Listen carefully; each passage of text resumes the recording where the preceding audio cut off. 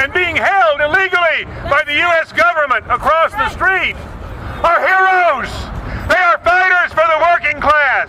Y no lo capturaron. রুদ্ধশ্বাস নাটকীয়, উঁচু দরের ট্রেলারকেও হার মানায়। ভেনেজুয়েলায় ঢুকে ঘুমন্ত প্রেসিডেন্ট নিকোলাস মাদুরো ও তাঁর স্ত্রীকে বন্দি করে উড়িয়ে নিয়ে গিয়েছে ট্রাম্পের তুখোড় বাহিনী। মাত্র আধ ঘন্টার অপারেশন। সে দেশে তখন রাত গভীর। My direction, the United States Armed Forces conducted an extraordinary military operation in the capital of Venezuela.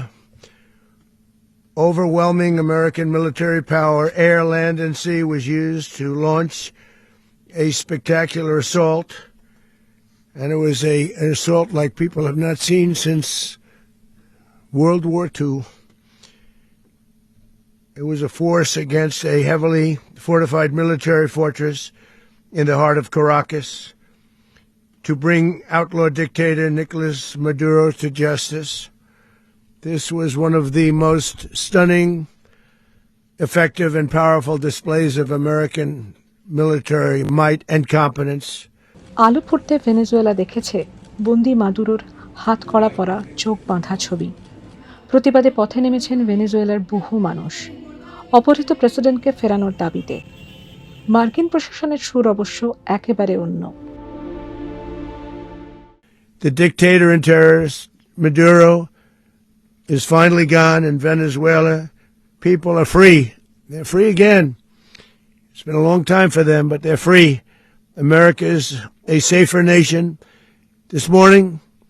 It's a prouder nation this morning because it didn't allow this horrible person and this country that was doing very bad things to us. It didn't allow it to happen. And the Western Hemisphere is right now a much safer place to be. পশ্চিম বিশ্বের খলনায়ক মাদুরোকে এভাবেই পৃথিবীর সামনে তুলে ধরেছে মার্কিন প্রশাসন।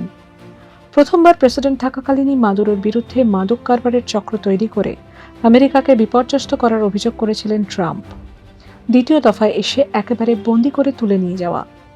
1823 সালে যে নিরঙ্কুশ মার্কিন আধিপত্যের বয়ান রচনা করেছিলেন প্রেসিডেন্ট জেমস মনরো, সেই মনরো ডক্ট্রিনকেই নিজের মতো করে ঘষে মেজে নিয়েছেন ডোনাল্ড ট্রাম্প। আমেরিকার সংবাদ মাধ্যম যার নাম দিয়েছে ডোনরো ডক্ট্রিন। আধিপত্য প্রতিষ্ঠার পাশাপাশি ট্রাম্পের হাতে এলো ভেনেজুয়েলার তেলের ভাণ্ডার।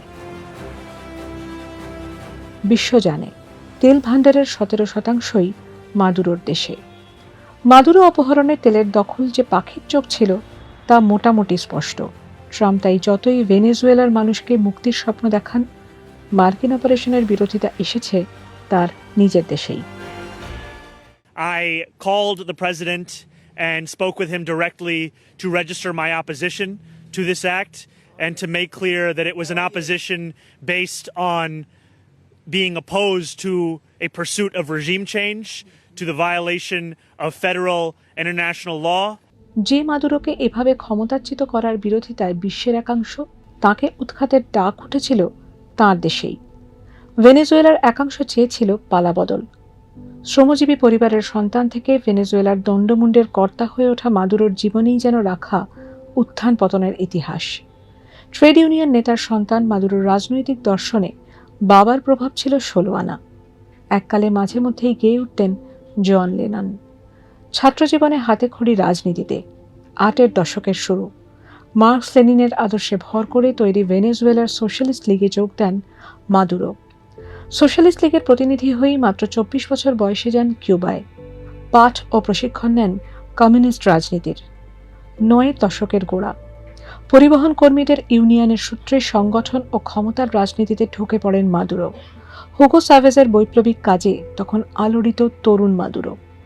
সাভেজের মুক্তির জন্য সংগ্রামের দিনকালেই তাঁর আলাপ সিলিয়া ফ্লোরেসের সঙ্গে, যিনি বর্তমানে মাদুরোর স্ত্রী এবং তাঁরই সঙ্গে বন্দী। 1997-98 সাল নাগাদ ভেনেজুয়েলার রাজনীতির একেবারে মূল কেন্দ্রে উঠে আসেন মাদুরো। সাভেজ তখন সর্বময় নেতৃত্বে। 2012 সাল নাগাদ সাভেজের স্বাস্থ্যে অবনতি হলে মাদুরোই ভেনেজুয়েলার ভাইস প্রেসিডেন্ট।